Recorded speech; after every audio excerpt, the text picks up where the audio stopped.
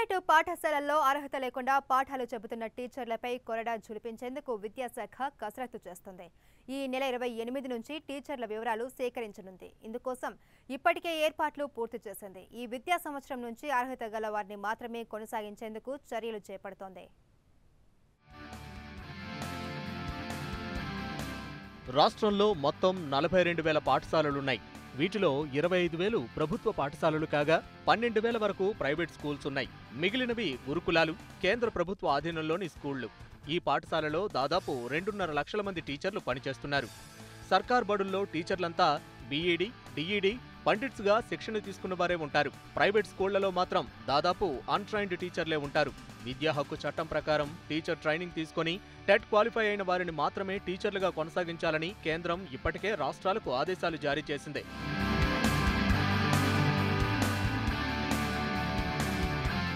ఇక శిక్షణ విషయంలో కేంద్రం నుంచి ఆదేశాలున్నప్పటికీ రాష్ట్రాలు పెద్దగా పట్టించుకోవడం లేదు.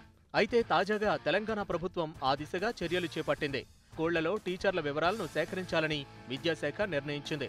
దీంట్లో వారి విద్యార్హతలను సేకరించనుంది. విద్యాశాఖ రూపొందించిన వెబ్సైట్ ద్వారా ఈ నెల 28 నుంచి టీచర్లు, సిబ్బంది వివరాలు సేకరించనుంది. నెల రోజుల గడువుతో వారి నుంచి వివరాలను రాబట్టాలని యోచిస్తోంది. ప్రైవేట్ పాఠశాలల్లో దాదాపు 1,00,000 మందికి పైగా టీచర్లు పనిచేస్తున్నారు. వీరిలో సగం మందికి కూడా బీఈడీ, డిఈడీ, టెట్ వంటి అర్హతలు ఉన్న దాఖలాలు లేవు. గతంలో కేవలం 20,000 మంది మాత్రమే అర్హత లేని టీచర్లు ఉన్నారని విద్యాశాఖ లెక్కగట్టినా అవన్నీ బోగస్ లెక్కలేనని అప్పట్లోనే పలువురు అన్నారు.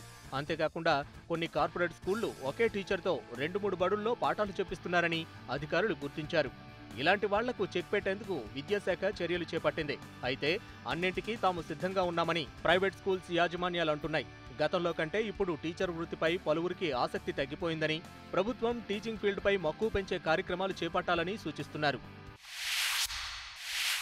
టీచింగ్ ప్రొఫెషన్ని ప్రభుత్వం ఎంకరేజ్ చేయట్లేదు. ఎక్కడైతే ఫిన్లాండ్ ఉందనుకో, ఐఏఎస్ ఆఫీసర్కి ఎక్కడైతే మనకి ఎంతైతే కాంపిటీషన్ ఉందో అక్కడ టీచర్కి అంత కాంపిటీషన్ ఉంటుంది, అంత గౌరవం ఉంటుంది, అంత రెస్పెక్ట్ ఉంటుంది. కానీ మన దగ్గర టీచర్స్కి రెస్పెక్ట్ లేదు, టీచర్స్ని కేర్ చేయరు. టీచింగ్ ప్రొఫెషన్ అనేది లీస్ట్ నెగ్లెక్టెడ్ జాబ్ కింద ప్రభుత్వం పరిగణిస్తుంది. అది పోవాలి. మొత్తానికి ఈ విద్యా సంవత్సరం నుంచైనా ప్రైవేట్ స్కూళ్లలో అనర్హులను ఏరిపారేయాలని ప్రభుత్వం భావిస్తోంది. మరి ఇది ఎంతవరకు సక్సెస్ అవుతుందో చూడాలి.